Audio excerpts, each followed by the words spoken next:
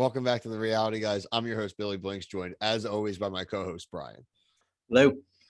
We have made it to the season finale. This was the Real Housewives Ultimate Girls Trip, season 2, the affectionately named Ex-Wives Club, which I have an update because one of the wives is no longer an ex-wife. We had someone called back up to the majors. Really? I will touch on that in a minute. But the finale was good, Bri. Not amazing. I definitely liked the earlier episodes with the juice before they all ran out because they were just burned out and tired. They were there for 8 days. So that's a long time.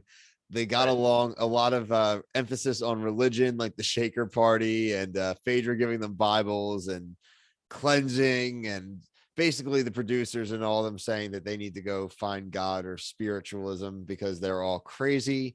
I enjoyed the season, enjoyed it overall. But I'm curious on your thoughts on the finale and the season. Um, I mean, I watch the show for the page. It's not something I run to, if I'm gonna be completely honest, just Yeah. because I can't stand a lot of the people on the show. I just think they're tone deaf and just oblivious. But like people, the Atlanta women, I enjoyed 100 times more than You everybody voted else. Phaedra. So I think like maybe if I don't know, we'll see what happens. If maybe if they get like some more like younger people on these trips, it might be a little more interesting Okay. to me. But There's a mix. I mean, there's a lot of franchises now. A lot of former housewives and current housewives that could make good all-stars per se. I do think that a piece of advice for me is that they need to get these seasons out faster. There's just no reason why, because they have a million other franchises going that there's just no reason they can't have these a couple seasons a year of this, yeah, because they do that for all the other 10 or whatever it is now franchises. And this is the only one, I think, not only one, but I think like a lot of them are showing up on Peacock and stuff, but they are on this after they premiere on Bravo, like that same day or whatever the case is. Point being that I think this is the only one that's like original to only to Peacock. And it's like one of the reasons why I was honestly going to Peacock right now during the summer. So I think they should continue the cadence a little bit more. I don't think it would hurt to have some repeat housewives, maybe a mix of some of the ones from season 1, season 2, and throw a few other good fan favorites in. I think if they're not going to be going back to the real seasons, it would be fun to maybe build a continuity, just like Challenge All Stars has. right. Like the Veterans League, the Yeah, Veterans Committee. it's the Veterans Tour, like in golf, the Right. Senior Tour. Yeah. Um, Overall, I kind of wrote like which women I like. We obviously have been big fans of the Atlanta women, but I did love that Brandy was going to Brandy all the way to the end, just being herself, being goofy, being hungover. Um, One thing I do want to address is I am really just sick of Dorinda. She was a terror this whole season. Brandy makes a joke that's like a 2, so maybe just don't be mean to them or whatever. And she went after her. I mean, hard, where everyone had to like separate. It's just too much. They're offended so easily.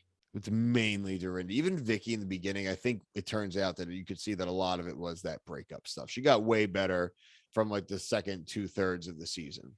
She liked everybody. She Yeah. wasn't even mad at anyone. Yeah. They just still all get offended very easily when it seems like a lot of the questions they ask are planted.